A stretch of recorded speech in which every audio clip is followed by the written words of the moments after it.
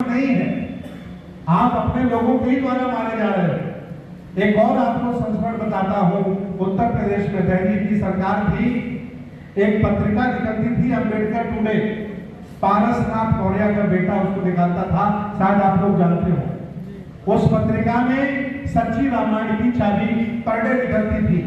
ब्राह्मणों ने बहन जी से कहा कि बहन जी जनाधार खत्म हो जाएगा, ये पत्रिका बहुत खराब है। माननीय बहन जी ने ब्राह्मणों की बात मानकर पत्रिका बंद करा दी। अब वो पत्रिका प्रकाशित नहीं होती। तो मैं आपसे कहना चाह रहा हूं कि जिन्होंने हमें लाभ भी दिया है, हानि भी वही दे रहे हैं। जिन्होंने हमें कुछ लाभ भी दिया है, नुकसान भी हमारा वही कर रहे हैं। मैं आज आपसे से कहना चाह रहा हूं कि हमने 75 साल की आजादी में देवी देवताओं को बहुत गालियां दी, हिंदू धर्म को बहुत कोसा, ब्राह्मणों को बहुत बुरा भला कहा, लेकिन अब चैप्टर बदल दो। अब अपने विकास पर, अपनी शिक्षा पर और बहुजन समाज को बनाने में ऊर्जा लगाओ, दूसरों की बुराई करना बंद करो। क्योंकि हमारे लोगों ने मंच लगाए, पैसा इकट्ठा किया, चंदा इकट्ठा किया और पूरी मंच पर इन्होंने क्या किया, दुश्मनों को गालियां दी। अब्राहम लिंकन का एक स्टेटमेंट है, उन्होंने कहा था कि मुझे कोई अपनी आधी संपत्ति दे दे, आधा अपना राज्य दे दे, तब भी मैं अपनी महफिल में दुश्मन की चर्चा नहीं करूंगा।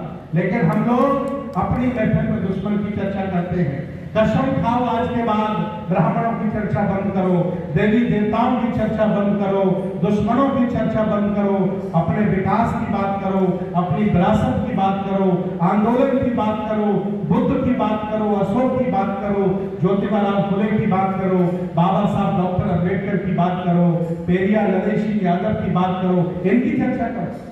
ये जो मंचों पर भाषण देते हैं, लंबे लंबे भाषण ब्राह्मणों को गरियाते हैं, याद रखना आपने ब्राह्मणों को गालियां दे करके ब्राह्मणों के द्वारा आपका हिसाब किताब करा लिया है। वो लोग जाग गए क्योंकि हमने उन्हें गालियां दी, लेकिन हम गालियां देकर अपने लोगों को नहीं जगा पाए और उन्होंने आपका इंतजाम कर दिया है। शिक्षा आपकी चौपट कर दी, व्यापार आपका खत्म कर दिया, आरक्षण के पीछे पड़े हैं, प्रमोशन में आरक्षण खत्म हो ही गया है, व्यापार आपको करने नहीं दे रहे हैं, 1 करोड़ से ज्यादा आपको लोन मिलने वाला नहीं है, प्राइवेटेशन में आरक्षण हो नहीं रहा है, नौकरी आपकी लग जाती थी इसलिए प्राइवेटेशन किया जा रहा है। इसीलिए कि आपने गालियां उन्हें दी और अपने समाज को आप इकट्ठा नहीं कर पाए। इसलिए मैं आज निवेदन करने आया हूं कि जातियों के लिए चाहे जितने बड़े बना लेना, बहुजन समाज के लोगों मनुवाद कभी भी उनके लोगों को गिरा देगा।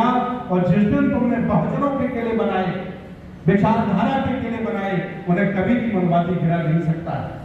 आज के इस अवसर पर ललित सिंह यादव के जन्मदिन पर उन्होंने बौद्ध धर्म की दीक्षा ली, बाबा साहब ने बौद्ध धर्म की दीक्षा ली। यहाँ ऐसे कितने लोग बैठे हैं जिन्होंने अब तक बौद्ध धर्म की दीक्षा ली? यहाँ पर भाग्य बता, बौद्ध धर्म की दीक्षा लेने वाले 5 लोग हैं। अरे महापुरुषों को कॉपी कर लो, बाबा साहब का दिया हुआ आरक्षण आप खा गए, बाबा साहब का दिया हुआ स्वाभिमान आपने ले लिया, बाबा साहब का दिया हुआ स्वच्छ पानी आपने पी लिया, लेकिन बाबा साहब का दिया हुआ धर्म आपको अच्छा नहीं लगा क्योंकि आप विद्वान आदमी हो। इसलिए ये दोहरा चरित्र मत दिखाओ, महापुरुषों की कॉपी करो, उनकी बात मानो। और इस समय अगर आपको कोई बचा सकता है तो महापुरुषों का आंदोलन ही बचा सकता, कोई बचाने वाला नहीं।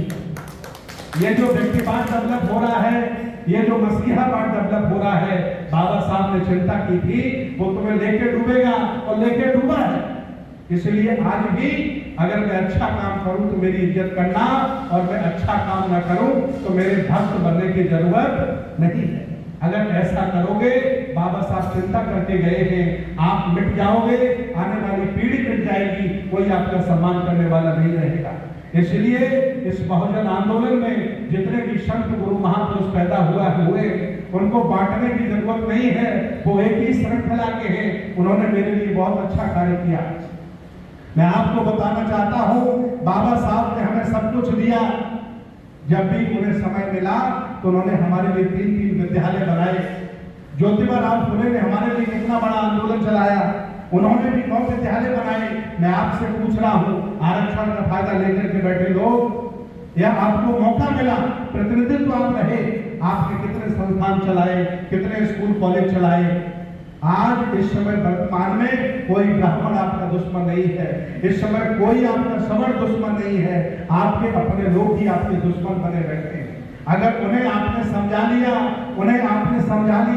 उन्हें आपने आंदोलन से जोड़ लिया, तो आपको इस भारत का पुनः शासक बनने से कोई रोक नहीं सकता है। और आप अगर इसी अभिमान में बने रहे कि नाक आपकी बड़ी है और दिल आपका छोटा है, कुछ होने वाला नहीं है।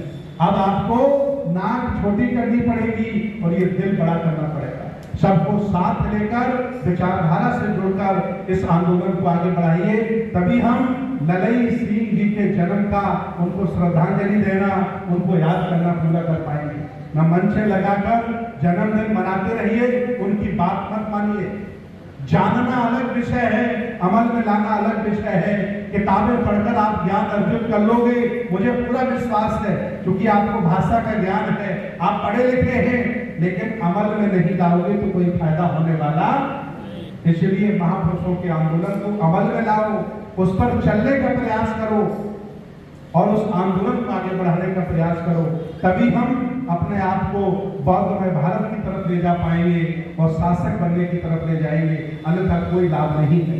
मैं आज आप लोगों को खागा की धरती पर आकर प्रयागराज में होने वाले विश्व बौद्ध महासम्मेलन